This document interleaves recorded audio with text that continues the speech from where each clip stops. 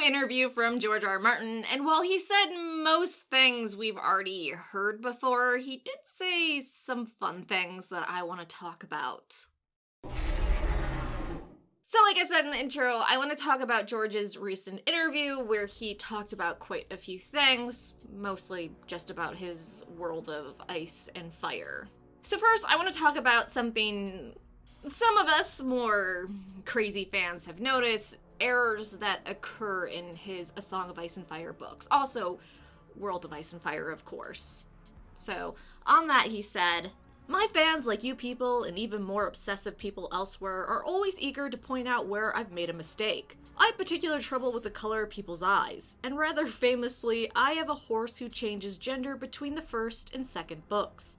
It's hard to do a search and replace for the sex of a horse, but these errors do sneak in." And part of this is that before he began A Song of Ice and Fire, he didn't have a lot of things planned out. He didn't know events that happened before the A Song of Ice and Fire books. He didn't know the exact dates of ruling Targaryen kings. And shortly into writing A Song of Ice and Fire, he realized, okay, I need to map out the locations of castles, and I also need to get exact dates of Targaryen kings so I don't contradict myself.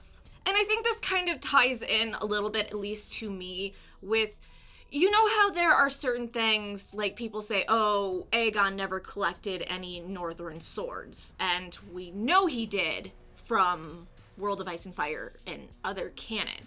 But because George, at one point, read a sample chapter where he said no northern swords were taken by Aegon, people then will tell you nonstop, no. Aegon never took any northern swords. But what they don't realize is George has read plenty of sample chapters or paragraphs that he's written and then will change it. And that was one of them. And honestly, because one person reported it in his blog on the internet, people to this day, I cannot say, yeah, Aegon took northern swords during his conquest. And people always say, no, you're wrong, he didn't. And I have to go, okay, go read this page in World of Ice and Fire. And it got to the point where I actually had to message the people that helped write the World of Ice and Fire and say, hey, I read this in the World of Ice and Fire, but I have so many people on my channel telling me I'm wrong. Was this a mistake or is this the truth? And they were like, no, George said Aegon did take northern swords. So it's really messed up and it's a little frustrating, and I think George actually talked about this in other interviews where he said, I did sample chapters at conventions, but then I would change them, or I'd get told that, oh, you already read this, and I'd get guilt-tripped and stuff like this. So he said there's going to be no more sample chapters for at least Winds of Winter. And so leading into that sort of rant of why George talked about that is because he's a gardener. So he plants an idea, he starts something, and he sees where it goes. And sometimes it doesn't work with the story, and he has to maybe cut that plant away or, burn that shit over there. And so that causes stuff he has written or sample chapters to change by the time the book is published, which has caused a lot of conflict in the fan base when you do lore videos. A lot. So actually on that, he said, obviously I don't think any writer is 100% architect or 100% gardener, but I'm at least 97% gardener, and I think I have that in common with the Lord of the Rings author J.R.R. Tolkien. He said the tale grew in the telling, and indeed it did. It grew to something much bigger than he thought when he started out, and mine has done the same. And another good example of that is the chapter he wrote for Tyrion point of view in A Dance with Dragons, and he never published it because he realized it had no purpose. But George has said there are certain chapters he has cut out of the books that one day he wants to publish maybe on the internet as just a standalone chapter for you to read, which I would actually really like. George also wanted us to know that A Song of Ice and Fire isn't one novel. It's basically 11 intertwined novels with characters that have their own antagonists, their own conflicts, and so on, which makes it a lot more difficult to write. Which I think, going back to him saying it's hard for him to remember eye colors and stuff, I think it's amazing in general that he can write so many POVs with characters that are across his world doing something completely different. And he does have all these story threads that could be their own novels, and he puts it all in these books, and that's insane to me. It's just insane to me. Sorry, it is. Gotta praise the dude. If you are pissed that George would dare to work on anything besides the main A Song of Ice and Fire novels, you'll be happy to know that George has 9 Duncan Egg novels planned by the time he's done.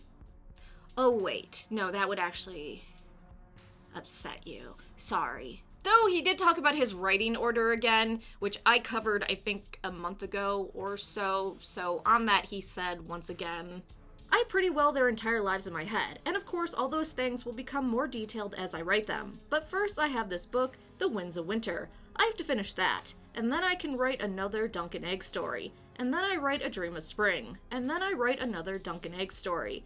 At some point in there I have to write the second part of Fire and Blood, so I have my work cut out for me. Why am I talking to you here? I should be home writing. Which I want to briefly touch on Fire and Blood because he talked about getting the second part out, which by the way seems like it's going to be quite a few years before we get that. But it actually just wasn't George that wanted Fire and Blood Volume 1 out. It sounds like his publishers wanted it out too. So on that he said, the George R.R.M. Rillion is almost complete, and it includes material in it that is going to be the basis of some of these successor shows, so maybe we should get it out first before the shows. And they agreed, so they said, yeah, finish that one, and then go back to Winds of Winter. So, I guess from that, George was the one that first put it forward as, hey, some successor shows are going to be based on my Fire and Blood Volume 1, so maybe I should get that out. And his publishers agreed, okay, yeah, do that and then go back to Winds of Winter. So I guess George originally brought forth that idea, but his publishers agreed it was a good idea. Which actually on successor shows besides the Long Night, not called Long Night, Blood Moon successor show, there are 2 others. So on that he said, 2 other pilots that are in active development in some stage, and hopefully in the near future one or both of them will be greenlit to shoot a pilot. And we may get more than one Westeros show on air. So basically, besides The Long Night, we have 2 successor shows. I know one he talked about recently where it's going to be about the Targaryen kings, so from Aegon up to, I believe, the Dance of Dragons, the Targaryen Civil War, and I think that's where it's supposed to end, although that's going to be pretty heavy on the budget size, and I kind of wonder what the other one will be. The fact that he said multiple for successor shows that they're working on making a pilot being Fire and Blood, it could be Valyria, although in Fire and Blood that was only talked about very, very briefly compared to the World of Ice and Fire, so I don't know if that's quite it. I still would enjoy a season of each Targaryen king, but I know that will never happen. But I'm excited for anything because I'm not too jazzed on learning about the Long Night. I'm kind of over the others at this point, to be honest. I know other people aren't, and I'm still gonna watch it. I'm still gonna talk about it, of course. It's just, I kind of wish if they were going to do a successor show, it would be on something else. Although you gotta be careful with that, because a lot of people just hate the Targaryens, and they'll go off on you if you talk about wanting a show about the Targaryens. I really, really, really want a Game of Thrones successor show where we have someone, maybe Longstrider, traveling throughout Essos and Sothorios and experiencing all the weird different cultures and how crazy it is, and I think it could be like Fantastic Beasts and Where to Find Them, but good.